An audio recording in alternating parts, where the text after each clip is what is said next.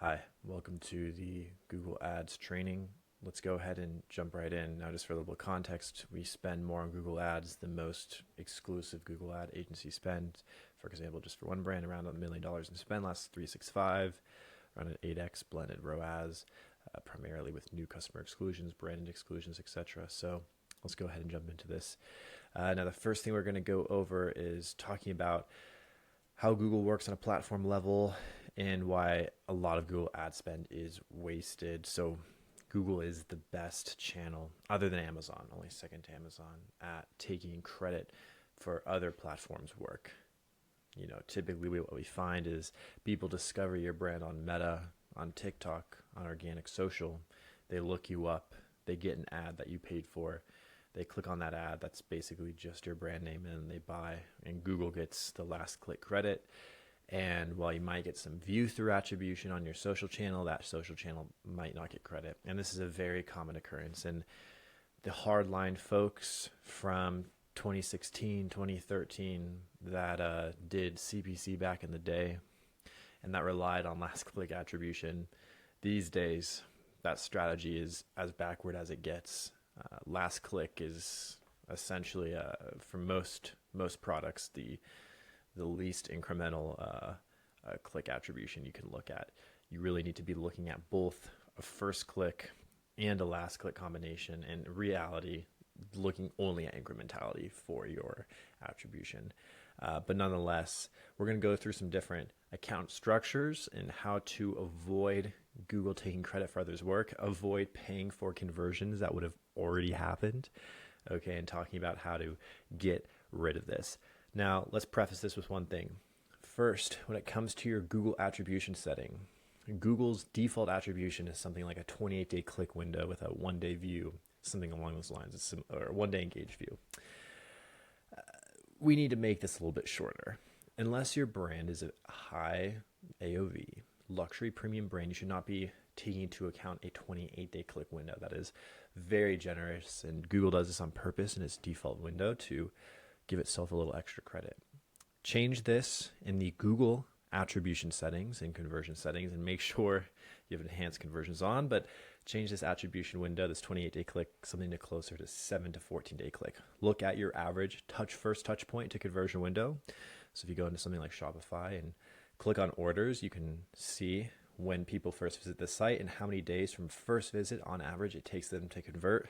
Take that average number, that average conversion window, and that should be your attribution timeline for Google. So if you see on average it takes people 14 days, that's fine. You can do a 14-day attribution or a 7-day attribution.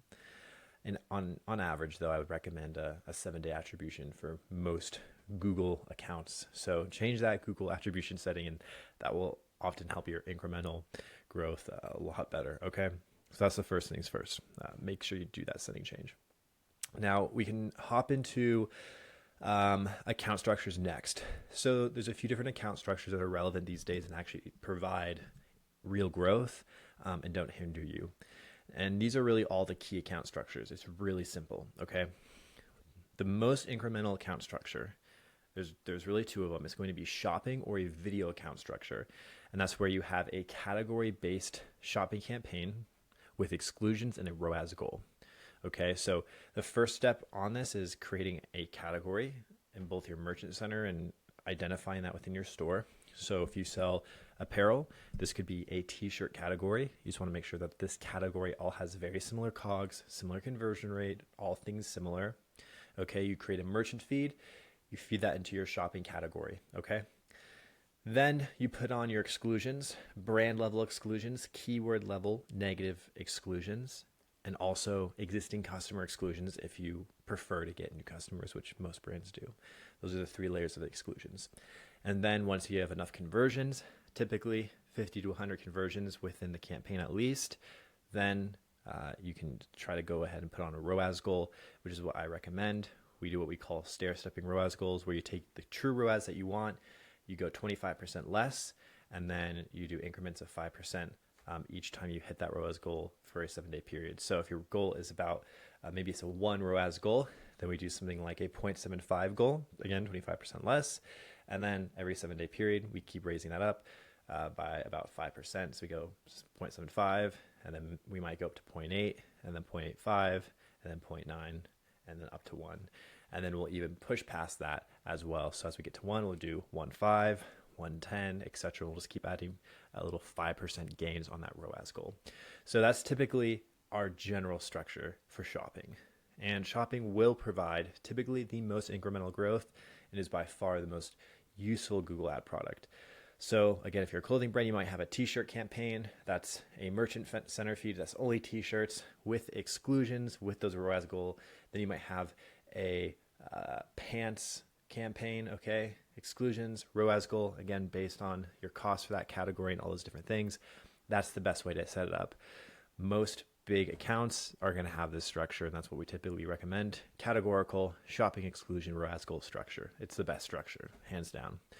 Obviously, there's a bunch of little things you can do with call outs and getting really specific with your keywords and needs and all these little optimizations. You can add a little bit of incremental gain with those, but that's like the 20%. It's for 8-figure brands that want to add a percent or two to their revenue off Google. So I would just really consider the big picture stuff here. Okay. The next layer is going to be long form and short form video. Now, most brands do not have the chops. They do not have the video production capabilities to make this work. The amount of video production you need is, for short form, you want to be able to push at least 1 to 3 new videos live every 2 or so days. For long form, really want to be testing 1 new long form video ad about every 14 days and have the budget to support this so it makes sense. Now, these are really incremental channels. If you just do a PMax, for example, and upload video, or you just do an exclusive video campaign, these really perform the best in terms of driving incremental net new awareness, but the conversions they show in Google will be bad. You will have a bad ROAS in Google. It will show that, but you have to look at your overall revenue and measure how that increases as you increase spend on these video campaigns, because these drive so many new customers to the site and to discovering you, but it's just not going to directly show in Google. Okay. So again, if you do have the video capabilities, again, category-based campaigns, even in a PMax structure, only uploading a video asset, that's one way to do it. And then just doing normal bid on video, because you're not going to hit a ROAS goal. It's very uncommon that videos will show performance in the ads manager unless you have a 1% of 1% video. So these typically will do a lot better when you run an incremental study on them, which you can request from Google. You can say, hey, Google, can we do a geo holdout study on our video campaigns? And if you have a rep, they will actually set that up and run that for you, and you can see how well your video campaigns are actually doing. That's what I would recommend for these, but they are incremental. It's just you need to have that back end to support it. It's all just about how good your content is, okay? All right, next is PMax. Now, PMax can kind of work. You just have to be very careful with it. PMax ultimately turns into a shopping branded campaign. That's usually what it is when you don't touch it. A little bit of display in there as well. But you can use PMax in the same way you do shopping. Category-based PMax, okay? So selecting categories, putting on your exclusions at the brand level, at the keyword level, and then also on the new customer level, and then implementing that ROAS goal. Same strategy as shopping. This works. You might get a little bit of display. I don't recommend uploading any assets, so you essentially just get a display/shopping campaign. And I recommend it, of course, turning off branded by putting those keyword exclusions and brand exclusions on. That to me is going to be the most incremental PMax structure you can get. Though you get display, typically it doesn't spend that much on display, and you can use some custom scripts to, of course, keep an eye on this. The most famous being the Mike Rhodes custom script, which I'll show you here in a minute. So that's the structure for that. Now for branded is really a defensive campaign, right? If people are bidding on your brand name or your product names, you want to make sure you show it first. And that's when branding comes into play. What often happens is people are spending money on branded search by accident. And so they end up paying for conversions that would have happened anyway. And so to make sure this doesn't happen, create a specific branded campaign. This can be a PMax campaign or just a keyword campaign. And on this, you don't do the brand exclusion. You don't do the keyword exclusions. You keep those in, but you give it an extremely high target ROAS or TROAS goal.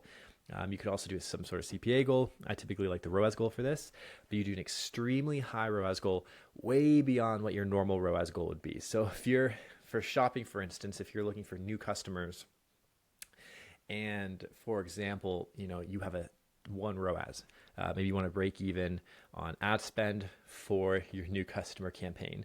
Your branded should be at least 3 to 5 to even 10 times your normal,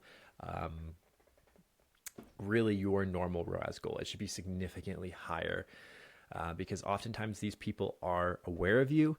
You just need to be bidding enough so that you show up first over your competitors. Okay.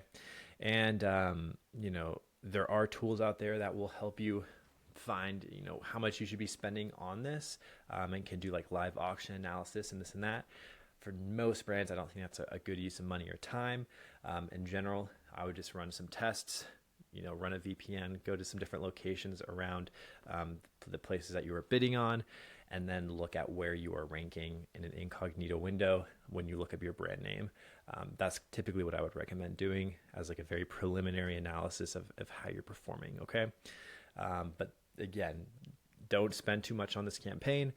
It's relative to how many people are bidding on your products and how many people are bidding on your brand name. All right. Next is demand gen. Now, I don't recommend running much demand gen. The only reason I do is because Google's been spending a lot of time on it. They're replacing some campaign types with it, and they're really trying to make demand gen their incremental top of funnel campaign type. So I do recommend allocating a little bit of spend, maybe 5% of your spend, 3% of your spend to demand gen, just to start getting the ball rolling, and getting used to it. It's just going to become a bigger part of the ecosystem. They're working very hard on it. And so you want to make sure you kind of understand how it works before it's too late. So again, we're going to be running this the exact same way, category based. You can run exclusions on this if you would like, but typically because it's such a small amount of budget, we don't. And then we just have our normal bid on demand gen. Uploading assets to it's fine, all that good stuff. We just want to get a little spend in there to just start to see how it works for our brand, because Google's going to be updating it here very shortly with some big changes. Okay. All right, so those are the account structures. Now, in terms of spend and where you should be allocating spend, typically 80%, 70% of your spend should be on shopping. That's really the best campaign type by far. Doesn't even come close. You can spend, 15 to 20% on PMax, maybe, 10 or so percent, depending on, again, the competition on branded. And if you do have long form video, allocate some of your shopping budget to that. But in general, most brands are spending 70, 80% on shopping, and then the rest around branded and PMax, depending on, again, that competitive landscape. And those with strong video might be spending closer to 60%, 50% on shopping, and maybe 20% on video campaigns. That's just how it goes, but it depends on the brand. But typically, shopping, that's where it's all going. All right. Great. So we can jump into a few more details here on the keyword setup. So just a reminder, when we're looking at doing some of these exclusions, of course, if you want to go for new customers, don't forget to define your customer list and bid only on new customers. When you're doing brand exclusions, make sure you actually add a brand into the branded list and add yourself into the brand exclusions. And then when you do keywords, and this is just a sample account, go into the keyword section and actually add in negative keywords to exclude your brand, right? These are the 3 ways to really do a proper exclusion campaign, and this is the exclusion matrix. Just a note on long form YouTube advertising. Again, there's not really specific tricks when it comes to, do these keywords, don't do these keywords, do these call outs, don't do these call outs. At the end of the day, all that stuff is very minimal. What matters is how good your content is. And so what we find is you have to just create content specifically for the platform. And typically the best kind of content is going to be super related to the types of searches people are looking at relative to your brand. For example, if someone's looking at review of your brand name's t-shirts, for example, on YouTube, and they're looking for reviews, you should have video ads that are reviews of your product.